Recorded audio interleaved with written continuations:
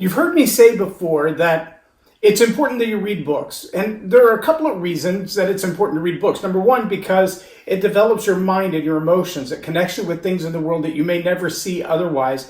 It opens you up to relationships and ideas that maybe have not been rained down on your head in your current environment. Because what's being rained down in your head in your current environment, it really begins to shape who you are, what you think, and what you believe. Welcome to Leading Leaders Podcast. 5-minute videos, 5 days a week. I'm Loren Norris with Leading Leaders Podcast. More than just shaping what you think and what you believe, it then becomes who you are, the words that come into your life. It's all about the narrative. It's about the things you hear in the media. It's about the things you see on TV. It's about what you see in the street and how you encounter your friends and the people who are not your friends.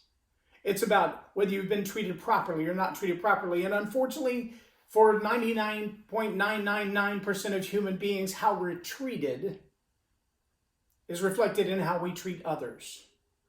And so the ideas that are rained onto our head in everyday life, which predominantly come from the environment that we find ourselves in, we are shaped by the information coming into our head and the experiences of our life. But when you realize that you can step outside of the realm of where you are and become someone else by changing the information going into your head, then you realize that books become a very powerful part of that.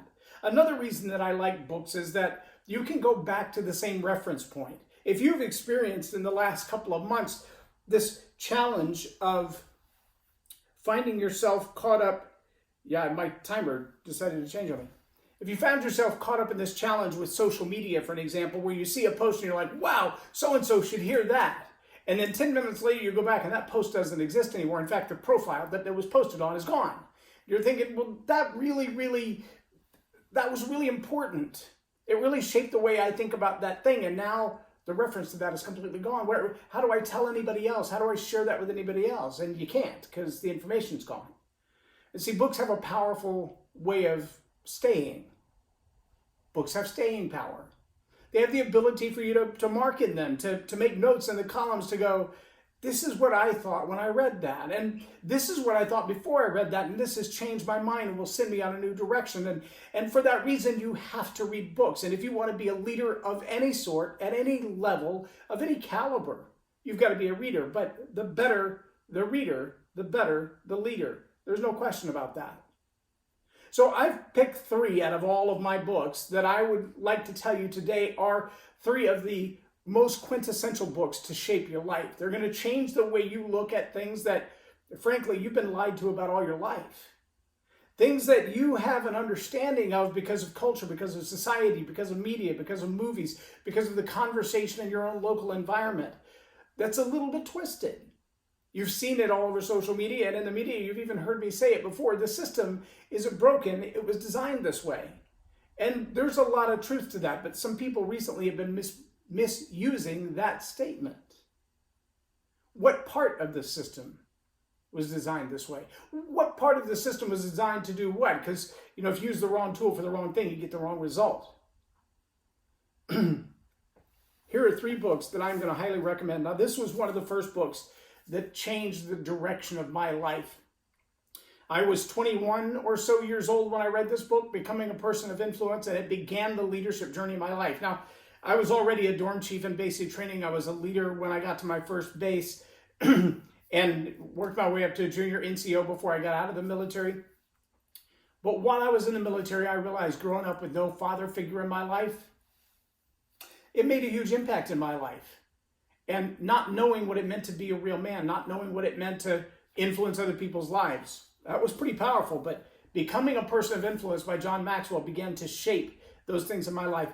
Who would have known that 20 years later, I would be part of the John Maxwell team as a founding partner? And there are 30,000 plus coaches of us now all over the world teaching the principles of John Maxwell because they are so life transforming. Powerful stuff. Good book. If you can only read 3 books besides your religious texts, this has to be one of them, Becoming a Person of Influence. Next, I'm going to say the most transforming book in my adult life, and I say adult life, I've read this book in the last 4 or 5 years, Dr. Mark Sharona is a life coach and a psychologist. So the way he looks at the mind isn't the basic principles that a lot of people apply that have been reiterated and regurgitated over and over and over again when it comes to changing your life.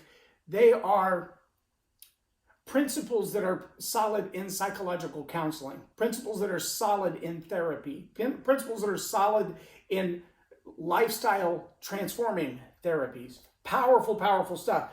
But you can see it's marked up like a coloring book. There are so many places where, as I read through this Life Quest by Dr. Mark Sharona, that it hit me that I've been doing this all wrong all along. Again, I've read this book in the last 4 or 5 years.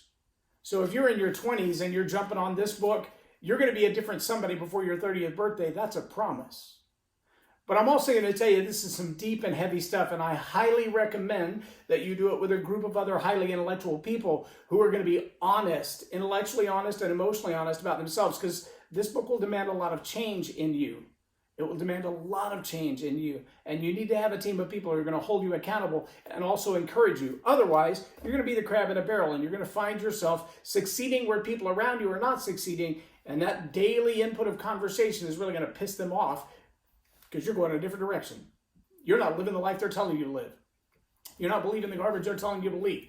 I'm telling you, this book will transform the who that you are very powerfully and very quickly. Now, this is a book that I believe has, in many ways, changed the world. It could change the world dramatically from where we are today. There are a lot of people living in poverty and living under the system and being beaten over the head every day with the idea that they don't have enough money, they'll never have enough money, they're not designed to have money, they don't have a right to have money, they grew up on the wrong side of the tracks to have money, they have the wrong kind of family structure to have money, they have the wrong color skin to have money, they have the wrong education to have money, and it's all lies. It's all lies. But in Rich Dad, Poor Dad, he talks about how some really fundamental shifts in the way you see money, what you expect of your money, what you demand of your money will change your life.